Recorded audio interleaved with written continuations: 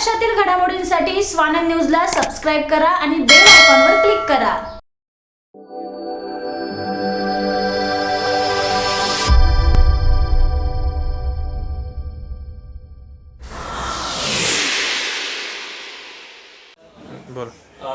आप महापालिका के रिटायर्ड असिस्टेंट कमिश्नर है, तो आपको प्रभाग रचना के बारे में बहुत अच्छी माहिती है और उसके बावजूद उल्लासनगर में जो अभी प्रभाग रचना हुई है उसके ऊपर आपने हरकत भी ली है। आपने क्या हरकत ली है? सबसे पहले तो मैं आपका और आपके चैनल का धन्यवाद करता हूं कि आपने ये बहुत अच्छा एक सब्जेक्ट लिया है। ये जो बाउंड्रीज बनाई गई है, ये बचपन में जैसा टीचर कोई बच्चे को पढ़ाता था और बोर्ड पे शेड्स टीचर बनाता था, बच्चों को बोलता था आप तुम कॉपी में बनाओ, तो बच्चे जो है पेंसिल लेके कॉपी में ऐसा ही 2-4 लाइन लगा देते थे, ये शेड हो गया, वो उसको शेड समझने लगते थे। इन लोगों ने भी ऐसा ही किया है, घर में बैठ के गूगल अर्थ के हिसाब से वो जो है एक बाउंड्री बनाया लाइन डाल के। ज़मीनी हकीकत कुछ है ही नहीं। खटनमल चौक से लेके गोप बैरानी चौक तक, गोप बैरानी चौक से लेके मनीष नगर तक, उसमें कितनी बैठक है, क्या है, कौन सी साइड है, उत्तर है, पश्चिम है, दक्षिण है, क्या है, कुछ नहीं डाला है इन्होंने। बड़े बड़े नालों को छोड़ के छोटी सी 3 फुट की नाली को इन्होंने बाउंड्री बनाया है। 16 की जो अपना 13 की जो बाउंड्री है, पैनल नंबर 13 की जो बाउंड्री है, वो सुगनी निवास से एक छोटी सी नाली जाती है, उसको उन्होंने बाउंड्री बना दिया है। जबकि फर्नीचर बाजार में इतना बड़ा मयूर होटल के बाजू में नाला है, चांदीबाई कॉलेज के सामने नाला है। आप शहर में घूमते होंगे, आपने देखा होगा इतने बड़े बड़े नाले, उसको बाउंड्री नहीं बनाया उन्होंने। जैसा समझो राम ऑटोमोबाइल के बाजू में बहुत बड़ा नाला है जो उल्लास नदी में जाके समावेश होता है, वहाँ की बाउंड्री न बनाते हुए मीरा हॉस्पिटल के बाजू कोई छोटा सा रोड की बाउंड्री बना दिया उन लोगों ने। तो ये 13 में बहुत सारी हरकतें हैं। राज्य महामार्ग जिसको कल्याण बदलापुर रोड के नाम से जाना जाता है, उसके 2 टुकड़े करने चाहिए थे उनको,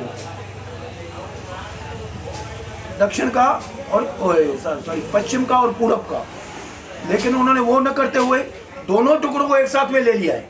किसी को व्यक्तिगत फायदा पहुंचाने के लिए इन्होंने बाउंड्रीज में बहुत बड़ा जोल किया है, बहुत बड़ा हेरा फेरी किया है।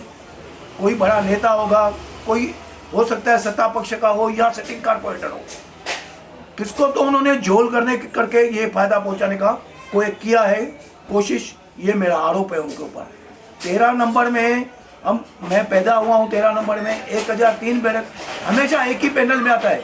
अभी चोपड़ा कोरट में डाल दिया है, वो चोपड़ा कोरट के सामने आशियाना बिल्डिंग है, वहाँ तक वो डाल दिया है। ये कहाँ की बाउंड्री है हमको समझ में नहीं आ रहा है। इसके लिए मैंने ऑब्जेक्शन डाला है 13 में, और 17 का मैंने ऑब्जेक्शन डाला है, पैनल नंबर 17 उसका भी ऑब्जेक्शन डाला है मैंने। पैनल नंबर 17 में यश पैलेस, मनीष नगर, ये सब दिखाया है।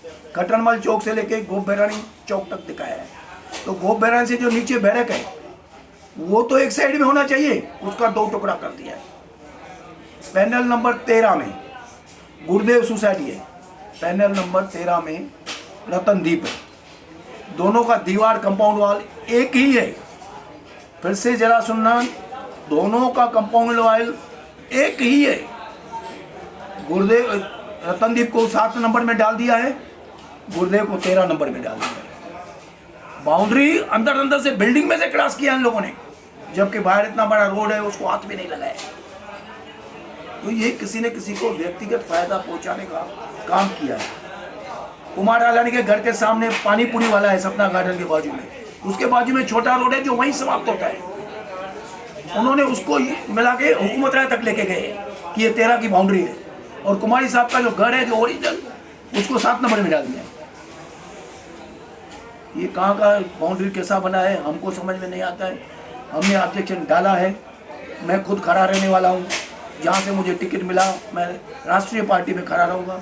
जहाँ से उन्होंने मेरा चॉइस किया 13 से 17 से, जहाँ से भी चॉइस किया मैं वहाँ से खड़ा रहूँगा। इसके लिए मैंने ये ऑब्जेक्शन डाला है। मैं रिटायर्ड अफसर, मुझे जानकारी है कैसे बाउंड्री बनाई जाती है। इससे पहले भी बहुत बार इलेक्शन हुआ है हमारे आंखों के सामने, लेकिन ऐसी बाउंड्री कभी नहीं बनी है। ये सीधा सीधा किसी एक आदमी को जो जीतने वाला नहीं है, अभी भी जीतने वाला नहीं है, उसको व्यक्तिगत फायदा पहुंचाया गया है। ये मेरा आरोप है। बोलिए। लोकवाणी जी, अगर आपने जो हरकत डाली है अगर मान्य नहीं हुई तो आप आगे क्या करेंगे?